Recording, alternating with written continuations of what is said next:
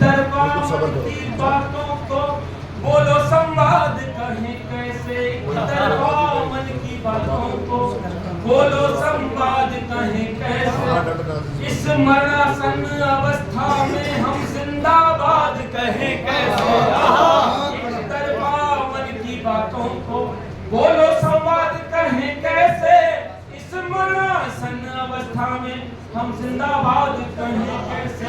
हम प्रजातंत्र जो राजनीति के षड्यंत्रों के कैदी हैं, हम आजादी के मत वाले खुद को आजाद कहें कैसे। ऐसे जीने से बेहतर है, ऐसे जीने से बेहतर है, ऐसे जीने से बेहतर है मरकर सत्ता से प्रश्न करो, हे कविता थोड़ा और मुखर होकर सत्ता से। बहुत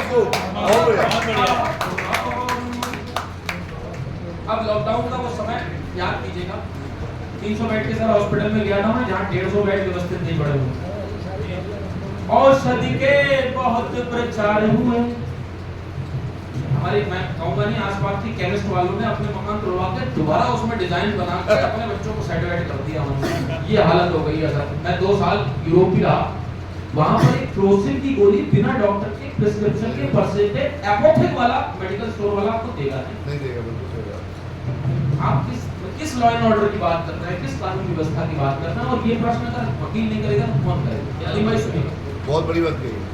औषधि के बहुत प्रचार हुए, उपचार सभी को नहीं मिले। औषधि के बहुत प्रचार हुए, उपचार सभी को नहीं मिले। उपकार हुए छोटे मोटे, अधिकार किसी को नहीं मिले। उपकार हुए छोटे मोटे, अधिकार किसी को नहीं मिले।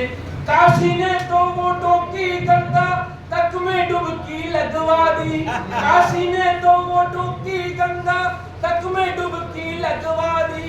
जिस जिस केवट ने तारा तारणहार उसी को, जिस जिस केवट ने तारा तारणहार उसी को नहीं मिले। कच्ची कागर में ही सागर। लोग जब तक मैं मुशायरा शायरी पढ़ता था मेरे को मुसलमान समझते थे। फिर मैंने ये पूरा उनको रामायण के दृष्टांत मिला के करता वो मेरे को हिंदू नहीं मान रहे। फिर मैंने अपने कॉन्स्टिट्यूशन की किताब दिखाई, मैंने तुम मानो तुम्हारे पिताजी भी मानेंगे, मानना तो तुम्हें पड़ेगा। सबसे पहले कच्ची कागर में ही सागर, कच्ची कागर में ही सागर, भर कर सत्ता से प्रश्न करो, हे कविता थोड़ा और मुखर होकर सत्ता से प्रश्न करो, हे कविता थोड़ा और मुखर। 2-3 बंद और हैं, ये खासतौर से बरेली के प्रथम नागरिक जो है हमारे आदरणीय मेयर साहब के लिए। बीते शोरूमों के, देखो लाइट चली गई, बीजेपी वालों को मालूम है कि मैं पढ़ता हूं, इनको पता नहीं यहाँ कौन मुंह पे बैठा हुआ। बीते शोरूमों के काटे, जनता का क्या क्या काटा है। बीते शोरूमों के काटे, जनता का क्या क्या काटा है। भोले भाले वोटर का हक साहूकारों को बांटा।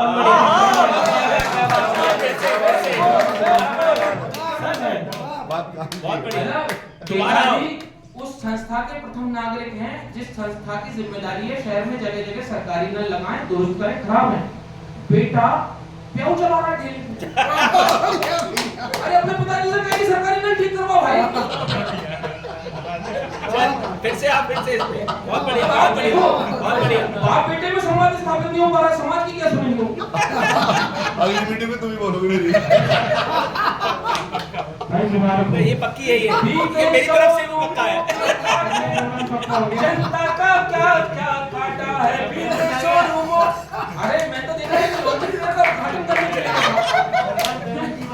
लिए का मालिक, ये तो अब क्या ही बोले, मतलब मेरा जबान यहाँ के कोर्ट में खोले ज्यादा अच्छा है। ये इस महफिल की कुछ दायरे हैं, सीमाएं हैं।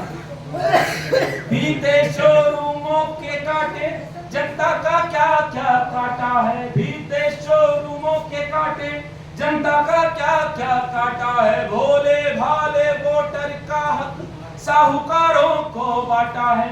इस बार कमीशन खोरों से तुम सावधान रहना वोटर, चोरों ने चोरी की ऊपर से कोतवाल खोदा,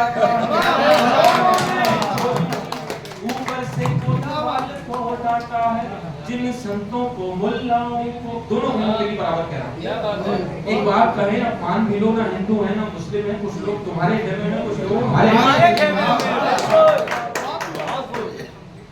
जिन संतों को मुल्लाओं को सुख सुविधाओं का चस्का है, बागेश्वर बाबा वाले बाबा चले गए आपके गुच्ची का चश्मा पहन के 60,000 रुपए का, और सबसे कह रहे हैं मोह माया से दूर रहो, अपना मोह माया दोनों से चिपका पड़ा बाबा।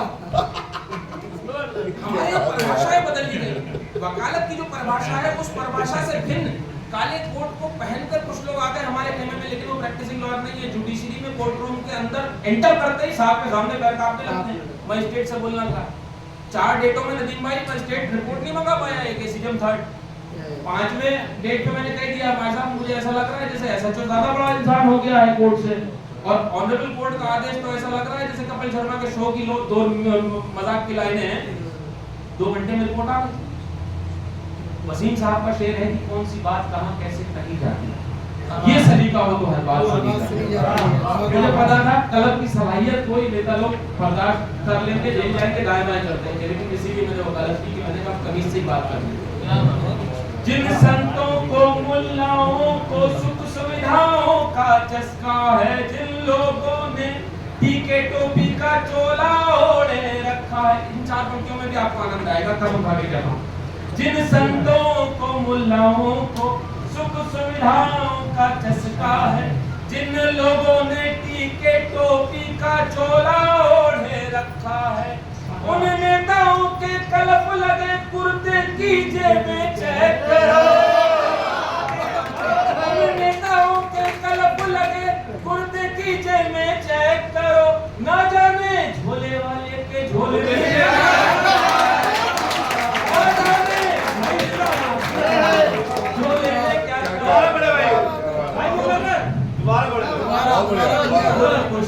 निरोगी हैं जो, जिन संतों को मुल्लाओं को सुख सुविधाओं का चस्का है, जिन लोगों ने टीके टोपी का चोला ओढ़े रखा है, उन नेताओं के कलप लगे कुर्ते की जेबें चेक करो, ना जाने झोले वाले के झोले में क्या क्या रखा है। खुद पुश्तनी रोगी हैं जो, वो क्या उपचार बताएंगे, क्या बात है, पुश्तनी रोगी हैं जो, वो क्या उपचार बताएंगे, जिनका कोई गुण धर्म नहीं वो क्या युग धर्म सिखाएंगे। हाईवे पे वीडियो एमएमएस वायरल हो रहा है, घर में इज्जत मिलने रही है, बाहर उस पे डाका डाल रहे।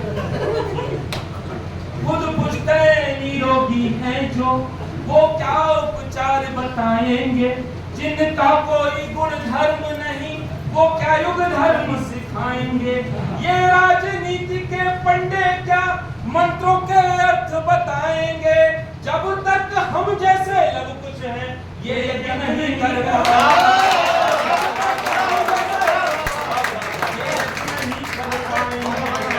जब तक हम जैसे बहुत अच्छे भाई,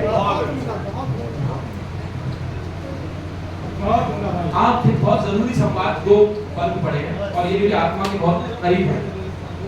एक कविता थोड़ा आखिर इस सोन चिड़ैया की अभिलाषाएं किसने बदली। हरा रंग मुसलमान, केसरिया हिंदू, सफेद क्रिश्चियन। हमारे बाबा दादी जब तक सशरीर थे, एक साहब घर के बाहर से कोई किसी भी रंग का कपड़ा पहन के आ जाए, दादा और दादी ये पहला सवाल करते थे, देख क्या उसे भूख भूख तो नहीं लगती। ये नहीं देखते थे हिंदू है।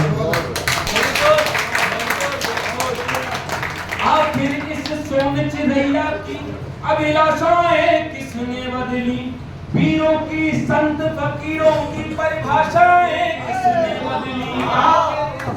सोन चिड़ैया की अभिलाषाएं किसने बदली, पीरों की संत फकीरों की परिभाषाएं किसने बदली। किसने रंगों के जिस्मों पर धर्मों के चोले डाल दिए, मंत्रों को बना दिया नारा, ये भाषाएं किसने बदली, मंत्रों को बना दिया नारा, ये भाषाएं किसने बदली। शिक्षा के मुद्दे पर धर्मों के उल्टे पाठ पढ़ाते हैं, शिक्षा के मुद्दे पर धर्मों के उल्टे पाठ पढ़ाते हैं। ईश्वर को अल्लाह को आपस में इस हद तक लड़वाते हैं, ये ईश्वर को अल्लाह को आपस में इस हद तक लड़वाते हैं। ये तो केवल अपनी कुर्सी सदरी कुर्ते चमकाते हैं। भैया साहब दिन में 3 ग्रीन डालते हैं, तीनों सदरियों का अलग। ये तो केवल अपनी कुर्सी सदरी कुर्ते चमकाते हैं और भारत भाग्य विधाता ही बस लाठी डंडे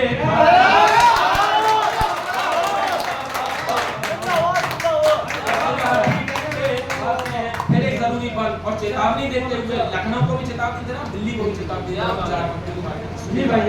और बतौर आध्यात्मिक सनातनी व्यक्ति होने के नाते मैं ये चेतावनी दे रहा हूँ और भारतीय संविधान के दायरे में रहकर ये विधिक चेतावनी दे रहा हूँ। सुनिएगा। काशी के भोले तो बाबा इतना भी भोला ना समझे, भगवान का नाम लेकर हमको डरा रहे हैं, अपना उल्लू सीधा कर रहे हैं। वो अगला तो कुछ मतलब ना मर्सिडीज कार है उस पर, वो खाली केवल शेर का दुसाला ओढ़े कैलाश पे ठंड में बैठा हुआ, तुम लोग बाबाओं को पता नहीं कौन सी मर्सिडीज में घूमना उसके लिए। मतलब आध्यात्म के 2 चेहरे नहीं हो सकते। मैंने जो पढ़ा मेरे घर में मेरे संस्कारशील बुजुर्गों ने जो मुझे समझाया वो अध्यात्म में पढ़ रहा हूँ। सुनिएगा।